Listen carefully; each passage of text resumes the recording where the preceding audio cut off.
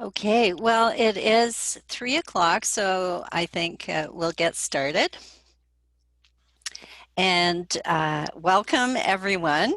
Thank you all for attending our first virtual Graduate and Professional Expo. My name is Mary Goldsmith, and I'm the Career Counselor at Careerspace at Trent University.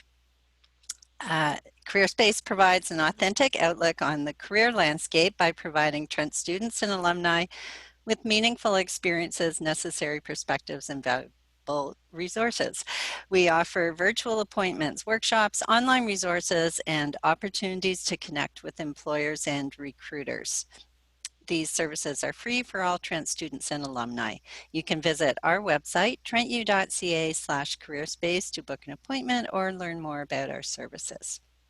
So we are really thrilled to have representatives from University of Toronto Faculty of Information here. And before we get started, I have a couple of housekeeping items to mention. If our presenters would like to share their information in the chat, that would be helpful, like their contact information. And so we will have hopefully 10 to 15 minutes for questions following the presentation. And students who are attending can put their questions in the Q&A at the bottom of the screen at any time, and I'll read them out at the end of the presentation. And today's presentation will be posted on our Careerspace YouTube channel. So without further ado, I'd like to welcome our guests from the University of Toronto and allow you to introduce yourselves, and the floor is yours. Great. Thank you, everyone, for joining today's session. My name is Andrea, and I'm the Recruitment and Admissions Officer for the Faculty of Information at the University of Toronto. And Sydney, you can introduce yourself. Hi, my name is Sydney, and I'm the Recruitment and Admissions Assistant at the University of Toronto's Faculty of Information, and I'm actually also an alum of our combined degree program, so I was in both the Master of Information and Master of Museum Studies programs. Hey. So if you do have any questions related to, the student experience, Sydney will definitely be able to help you with any of those questions. So as Mary said, we're just going to start off with a brief presentation, and then please certainly feel free to ask if you have any questions. So I'm going to start off just by asking you some rhetorical questions, so you don't actually have to answer the questions. They're just meant to kind of get you thinking about what we do here in the Faculty of Information, and just some of the topics that you might be interested in studying as a student in the faculty. So have you ever wondered how Google Ads seem to reflect what you've been thinking and talking about? Have you ever wondered who owns your data on social media sites? Have you ever wondered how we will manage the growing pile of data, pictures, and records we're creating every day? Whether AI will turn out to be dangerous? Why it's sometimes really hard to find what you're looking for on the website. This is what we do in the Faculty of Information. So our faculty generates information professionals. We reflect, understand, transform, and activate and intervene in relevant and critical information domains to enrich lives globally. So we're immersed in topics such as privacy and security, digital information management, how to retrieve and store information, how to improve the user experience in design media, how to bridge tech and business services within an organization to achieve greater results, or how to facilitate knowledge transfer. So these are just a few of the areas that you might focus on when, as a student in the program. This slide, hopefully you can see it, gives you, again, a very big, lot of information overview of two of our master's programs. And as Sydney mentioned, she did both the Masters of Information and Masters of Museum Studies programs. So with the Masters of Information program, you have a few different pathway options that are available. So you can choose the concentration pathway, where you would choose either one or two of the concentrations to focus on. And they're listed here are the 8 different concentrations that are available. You don't have to choose any of the concentrations. So you can do the general program pathway and just take courses in all of the 8 different concentrations. And even if you did choose 1 or 2 of the concentrations, you're still able to take courses from each of the concentrations. So if you're in user experience design, for example, you can still take courses in archives and records management if you want. So you're not limited in terms of courses that you're able to take once you're in the program. And this really does help you develop your program to best suit your needs and make it what you want it to be. And so I would say every person's, outcome is very unique to their own specific interests. Then you can do a concentration and co-op option. And the co-op option is a work term that runs between your first and second year, and you can either choose between 2 4-month or 1 8-month long co-op position, and then, or you can do 1 concentration and a thesis. So if you're more interested on in the research side, you can do the thesis option. And then students following a concentration pathway may also complete a collaborative specialization. And so these provide students with a broad base for which to explore interdisciplinary areas, and they allow students to pursue specialized subject interests or special developments, and are designed to allow focus in an area of specialty. So this doesn't add any time to your degree. It just means that the courses you would be taking as your electives would be geared towards that specific specialization. So if there's a specialization here that you are interested in, or at U of T that you don't see listed here, you can certainly make a case as to why you think it would be beneficial to you being able to take that specialization. Just keep in mind, if you are doing that, you do need to apply. You do need to be admitted to either the MI or the MMST program, and then also admitted to that specialization. So these are partnerships that we have with other departments at the university. So each department offering that specialization will have their own set of admission requirements and deadlines. So you just want to pay attention to what those are. Some of them do have rolling deadlines, so you don't have to apply to it now if you don't want to, or at the same time as applying to your master's degree. You can start your degree, and then if you choose to add on a specialization later on, you can still do that while in your first year or even your second year as well.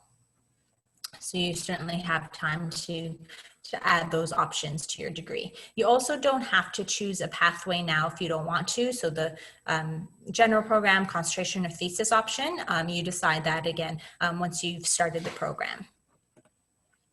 And then the Masters of Museum Studies program. So unlike the MI program where you're choosing a concentration or not, we have areas of focus. So these are the areas that you will be focusing on within the program. So you're not choosing a specific area or concentration. You're gonna learn about all of these aspects that are relevant within the museum industry. And similarly, you have an internship option, which is optional. It's a 12-week internship that runs over the summer. And then you can either choose between an exhibition project or a thesis option. And again, if you're interested in the research side, you choose the thesis option. The exhibition project is a year-long course, and you are working on an exhibit right from the start into its final display within a museum. And Sydney can talk to you more about that. She completed her exhibition project just recently. And similarly with the MI program, there are also collaborative specialization options that you can add on to your degree as well. And so when you're graduating, you will note if you are choosing to do a specialization or collaborative specialization, it'll be noted, both would be noted on your degree. And then the CDP option. So if you're interested in doing both master's programs, so each program is 2 years long. If you did both at the same time, it's 3 years rather than the 4 years it would take you if you did them separately. To be eligible for that, you do need to apply to each program separately. So a full application for the MI program and a full application to the MMST program do need to be submitted. All right, so admissions, what are we looking for? So again, this is just an overview of what to include in your application. So we're looking for you to have a minimum 4-year bachelor's degree from a recognized university. We do look at files on a holistic basis. So we look at everything equally. So your CGPA, so we're looking for either a B+ average either in your CGPA, your entire 4 years, or your final year only, whichever of the two is highest. Keep in mind your final year average isn't necessarily your last year of study. It's a year's worth of senior level courses. So it's a year's worth of 3rd or 4th year courses that make up your final year average. And then the application is submitted all online. So you're going to submit all of your supporting documents, including your online application. And then, so we'd be looking for your transcripts. Oops, sorry. So you upload a copy of your transcripts. So we do not require official transcripts until you're admitted to the program. So you would just provide a copy of that through your online application. And then the admissions committee will make a decision based on that. And then if you are offered admission to the program, then you will be required to submit an official transcript, which comes to us directly from your institution in a sealed, unopened envelope. Then you're going to submit either a resume or CV, and you're going to include things like your work and educational experience, volunteer work, any publications that you have, any scholarships that you might have received. So similar to a job application that you might receive or might submit. Personal statement or statement of intent. This recently changed. So if you've been on our website last year and you started researching really early, good for you, but you may want to log back on now because that has completely changed from what it used to be in the past. And so we're looking for 2 main things. One, we're looking for your interest in the program. Why are you interested in the program? What are your career goals? Are you a good fit for the program, and is the program a good fit for you? How is the program going to help you achieve your goals? So that's one part of it. Then the second part of it, we're going to ask you to answer one of 4 provided questions, and they're based on different themes. So just to learn a bit more about you. So the different themes include, teamwork. They include equity, diversity, and inclusion. They include time management. How do you manage your time well? As well as coping with change. So you would choose one of those 4 topics to write about. Then we're looking for 2 academic letters of recommendation. You are able to submit a 3rd optional reference if you wish, which could be academic or professional. Only consider submitting a 3rd optional reference if you think it'll add value to your application. Otherwise, 2 is perfectly fine. And then if you've been out of school for 5 or more years, you could substitute professional references instead. And then, as I mentioned before, the programs are 2 years long, full-time. The MI program is available on a part-time basis. The museum studies is not. It's full-time only. And then just very quickly, some of the other programs we offer are a new second entry Bachelor of Information program, where we require a minimum of 2 years of education before you can apply to the program, or you can have already completed your undergraduate degree and still apply to the second entry program, and it's also a 2-year program. Very practical based, like our master's program. So there's practicum, studio-based courses in combination with the lecture-based courses. And then further from there, we have the PhD in information with the different similar specializations to the MI and MMST fields or programs. And then, just most important to note about the PhD, admission really is based on the availability of faculty members to support your research. So you could have a fabulous GPA, fabulous writing sample and research statement, but if there isn't a faculty member available to help support your research, you won't be admitted. So the first thing you want to do is you want to reach out to our faculty members conducting research in your area of interest, and make sure that they would be available to help support your research. And that's us. So please feel free to contact us anytime. If you do have any questions today, we're happy to answer them. But if after today you think of some more questions, this is our email address, admissions.ischool@utoronto.ca. And then we also encourage you to attend our virtual events, for example, our upcoming information days. So I mentioned for the PhD, I didn't mention, the upcoming information day is next Thursday, October 22nd. For the master's programs, October October 24th. So next Saturday is our first information day. All of our events right now are virtual. So if you are interested in learning more about the programs, you'll be able to hear from faculty, staff, and students. So definitely feel free to go onto our events page and find any of the virtual events that you might be interested in attending, including our live virtual tours. And that's it for me. I know that was a lot of information thrown at you all at once. So if you do have questions. I don't see any questions right now. Thank you for that. That's a really great overview. And there's so many options. It sounds like students can really build a program that reflects their interests based on all of these choices. Yeah, maybe absolutely. Sydney can talk about her experience.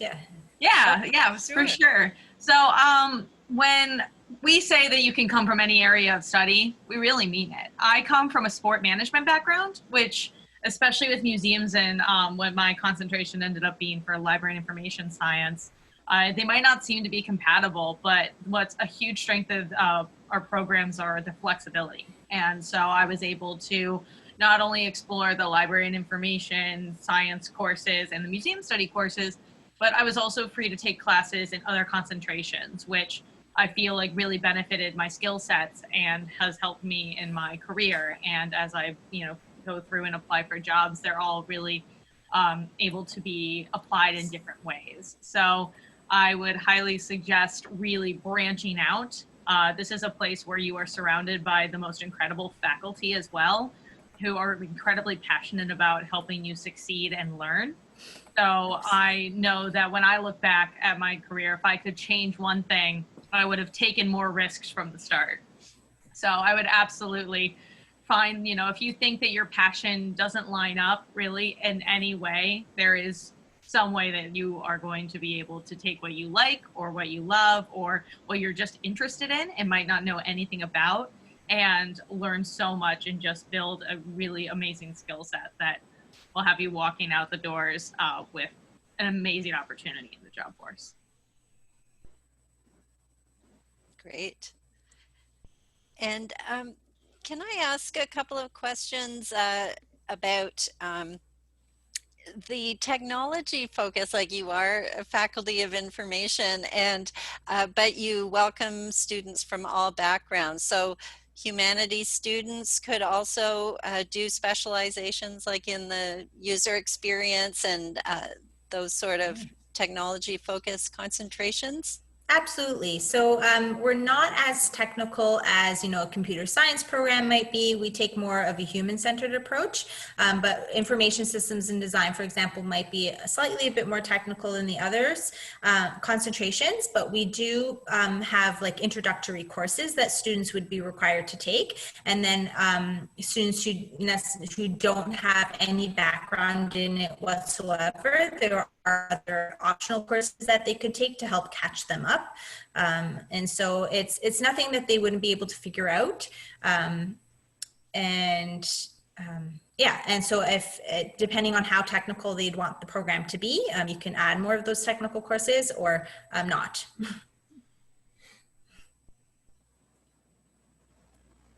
And I guess it's just a sign of what this field is like now, that technology is just important for it really is. There are tons of jobs in this area right now. As we say, one of our taglines, information is everywhere, experts are few. There really are not enough people trained in this area to fill the number of jobs that are available. And so our graduates do really well. They find employment pretty quickly and in their fields as well. Mm-hmm. Now, can I and ask? Especially now with all this, sorry, go ahead. Go ahead. I was just going to say, like, especially now with everything that's going on right now with the pandemic and all this misinformation that's out there, and just thinking about all the possibilities even, during a pandemic and the options available then. Mm-hmm. Yeah, very timely. Yeah. So one of your programs, Museum Studies, being unique, I just wondered if you get a lot of applicants because it is so unique in Canada. Yeah, so our Museum Studies program is the only English-speaking program in Canada. So there aren't many options if that's what you want to study. It is unique for sure in that regard. It is competitive. So both programs are competitive. And we do admit 40 students to the Museum Studies program every year. So certainly, we're looking for students who have a passion for the industry, and how they demonstrate that passion within their application is what we're really looking for. Great. And when you say holistic, you look at all the components of the application at the same time. Experience, marks, Exactly. So we everything. look at everything equally. Exactly. We don't weigh one thing higher than another. So everything is looked at equally. So grades are just as important as, your statement and your references. The other thing I want to mention, which I didn't actually mention, are the deadlines to apply to the program. The application is open, and we review files on on a rolling basis. And so the sooner your application is in, the sooner you'll receive a decision. So our early application deadline is January 31st. So if you want to automatically be considered for any entrance awards and scholarships, you would submit your entire application by January 31st. Otherwise, the final deadline is March 31st for the application and April 15th for the supporting documents. However, I don't recommend waiting until that final date, because we do admit on a rolling basis, the program might be full by then. So you definitely want to try and get the application in sooner rather than later, because we can't guarantee that there'll still be space by the time you apply in March or April. Okay. Could you talk a little bit about those scholarships or funding opportunities? Mm-hmm.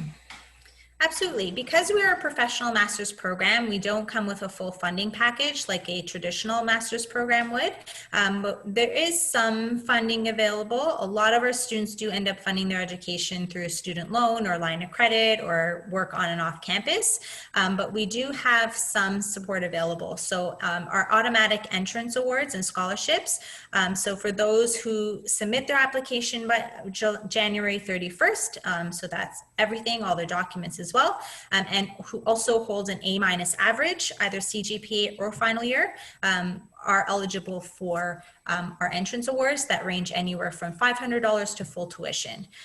So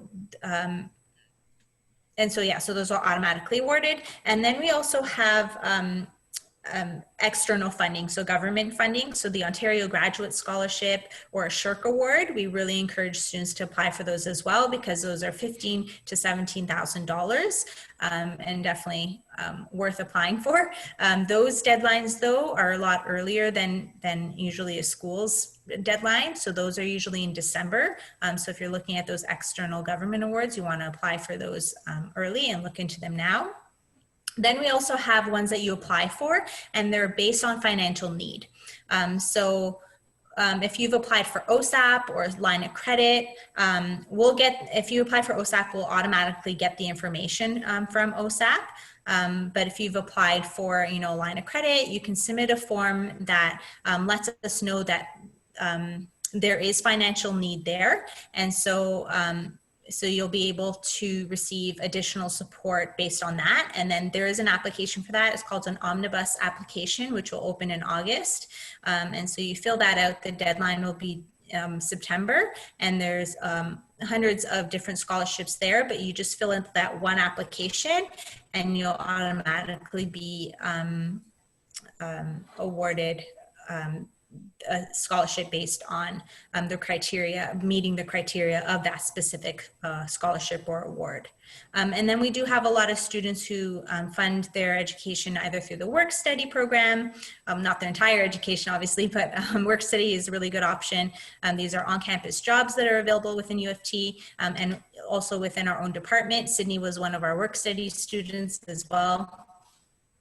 and then any off-campus employment that students might have as well. And then finally, there are also some scholarships that you can apply for, found on the School of Graduate Studies website. There are a list of different scholarships that you want to look into through there as well. Okay, great. Thank you. That's a very thorough view of the funding. And there's just one very specific question, and we are sort of at the end of our time, but it sounds like it's important. Does the ALA qualification allow for librarianship in non-North American countries? Yes. Yeah. So ALA is internationally recognized, and so yes, absolutely. Okay, great. All right. Well, students know that they can get in touch with you for follow-up questions. Is that right? So I just want to thank you so much for making the time to be with us today and explain the really interesting variety of programs that you've got, and also the personal perspective from Sydney. That was so helpful. So thank you, and thank you to students who attended, and I'll say goodbye for now. Thank you. Bye. Thank you. Goodbye. Bye-bye.